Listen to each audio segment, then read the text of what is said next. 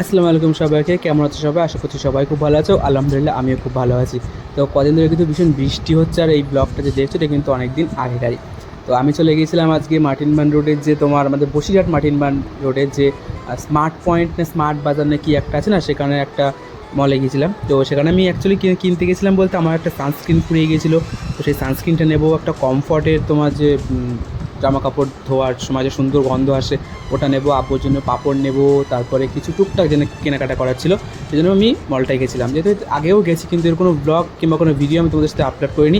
এদিন ভাবলাম যে তোমাদের সাথে একটা ভিডিও শেয়ার করেই দিই যে এখানে কী কী অ্যাকচুয়ালি অ্যাভেলেবেল আছে। তো পুরোটা হয়তো ভিডিও আমি করতে পারিনি, কারণ অ্যাকচুয়ালি আমার আমি খুব ব্যস্ত ছিলাম সেদিন, খুব তাড়াতাড়ি কিছু করতে হচ্ছে, কারণ এখান থেকে আমি যাবো আরেক জায়গায়, মানে আরেক জায়গায় কেনাকাটা করতে যাব।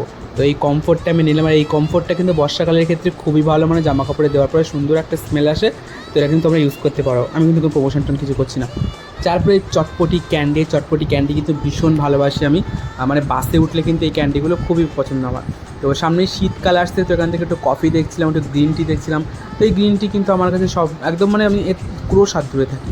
তারপরে দেখছিলাম একটু হট অ্যান্ড স্পাইস র্যামেন, তোমার ভেজ নুডলস যেটা, আর সেটা না একদিন আমি ট্রাই করবো, মানে চ্যালেঞ্জ হিসেবে ট্রাই করবো। তো তারপরে আমি আর ববি দেখে নিয়েছিলাম একটু চিংসের শেজওয়ান যে চাটনিটা, কিন্তু এই চাটনিটা কিন্তু আমার কাছে প্রচুর আছে, এটা আমি প্রচুর পরিমাণে খাই, যেমন চাইনিজের এই সসটা। আর তারপরে এখানে বিভিন্ন রকম চাইনিজের আইটেম, সব রকম আইটেম কিন্তু অ্যাভেলেবেল পাবে তোমরা। খাবার দাবার মানে চাল ডাল থেকে শুরু করে চকলেটস, তারপরে টুকটাক মেডিসিন জিনিসপত্র, মানে যেমন বাম, তারপরে ব্যান্ডেড, এগুলো। তো একটু পোজ দিয়ে হাঁটার চেষ্টা করছিলাম। আর সেকেন্ড ফ্লোরে যেটা, মানে ফার্স্ট ফ্লোরে তোমার খাবারের জিনিসগুলো পাবে, মানে এইসব জিনিসগুলো পাবে। তোমার ফার্স্ট ফ্লোরে মানে গ্রাউন্ড ফ্লোরে তোমরা পাবে চাল ডাল, দেন স্ন্যাক্সের আইটেমসগুলো, কিচেনের কিছু আইটেম, সেগুলো তোমরা পেয়ে যাবে। তারপরে সেখান থেকে চলে আসলাম কলকাতা মাঠে। আর কলকাতা মাঠে কিন্তু আসলে আমরা কোনো প্ল্যান ছিল, ভাবলো এখান থেকে একটু টিকটক দেখে চলে যাবো, কিন্তু কেনাকাটাটা অলমোস্ট সব ওখান থেকেই করেছিলাম। আর এই কিছু শার্ট আমি নিলাম, মানে জাস্ট ট্রাই করার জন্য। যেটা পরে আছেন এটা আমি পরে গিয়েছিলাম।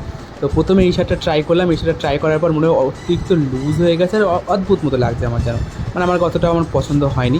তারপর এটা ট্রাই করলাম, এটা কিন্তু খুবই সুন্দর ফিটিংস হয়েছে আমার গায়ে, আমি এই ধরনের শার্ট খুব পছন্দও করি, আর ফিটিংসটা খুব ভালো লেগেছে আমার, কিন্তু ব্যালেন্স নেই।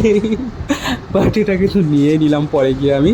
তারপরে আর একটা ট্রাই করলাম, আর এটা একটু টাইট হয়েছে, দেখতে পাচ্ছি আমি হাতটা করতে পারছি না, হাতটা একটু টাইট হয়েছে, মানে শোল্ডারের ওখানে ভীষণ, মানে ঘাড়ের ওখানে খুব টাইট হয়েছে, ওই জন্য আমি এটা নিলাম না, এটা মানে বাদ রেখে দিলাম। আর এটা তোমাদের কেমন লেগেছে আমি কিন্তু অবশ্যই জানিও।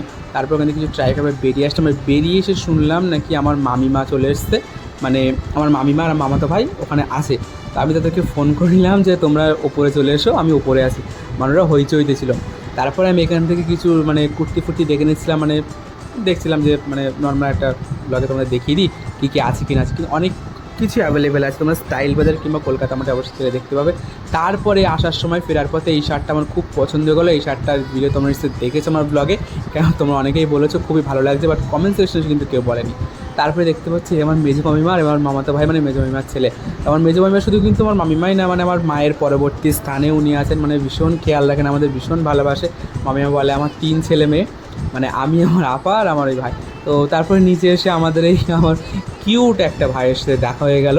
তো আনফর্চুনেটলি ওখানে ছিল আমরা জানিই না, ওখানে এসে দেখি ও আগের থেকে ওখানে এসে ও বলছে আমি কিন্তু ধরা পড়ে গেছি। তো মামিমারা কিন্তু আগের থেকে পিৎজা অর্ডার করে রেখেছিলো। সচরাচর আমরা যখন হইচই গিয়ে বলি যে পিৎজা হবে কি না, তখন ওরা কিন্তু বলে না হবে না, কিন্তু মামিমা এসে বলতেই মামিমা নাকি বললো যে আমরা অর্ডার দেওয়ার সঙ্গে সঙ্গে কিন্তু বললো হ্যাঁ পিৎজা হবে। তো আমরা সবাই মিলে ভাগ করে নিলাম পিৎজাটা, মানে অ্যাকচুয়ালি মানে মামিমারা পিৎজাটা অর্ডার করেছিল, কিন্তু সবাই মিলে আমরা ভাগ করে নিলাম। তারপর অল্টারনেট করে নেওয়ার পরে আমি একটা ফ্রাইড রাইস, মানে 2টো ফ্রাইড রাইস অর্ডার করেছিলাম, আর তোমার চিকেন টিক্কা মশলা অর্ডার করেছিলাম, কিন্তু মামিমারা অতটাও খায়নি। আর মামিমারা একটা মশলা কোক অর্ডার করেছিল, আর আমি আর বাপি মিলে একটা মশলা কোক অর্ডার করেছিলাম। আমরা এইভাবে ভাগ ভাগ করে নিই সব কিছু, মানে যাতে সবার পেটটা ভরে কিন্তু আমাদের ব্যালেন্সটা অল্প হয়। তো এই দেখতে পাচ্ছ মামিমারা কিন্তু চলে গেছে, আর ববি এই মানে মামিমারা যে 2টো পিৎজা রেখে গিয়েছিল আমি আর বাপি কিন্তু সাপটে দেবে এবার।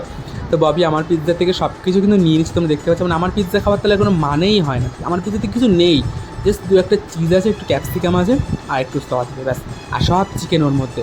আমরা একটু চিয়ার্স, মানে একটু চিয়ার্স করে নিলাম আমরা।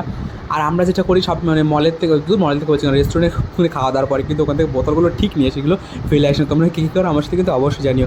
তো আজকের ব্লগটা এখানেই শেষ করলাম, কেমন লাগলো অবশ্যই জানিও। সবাই খুব ভালো থেকো, সবার পুজো খুব ভালো কাটুক, টাটা।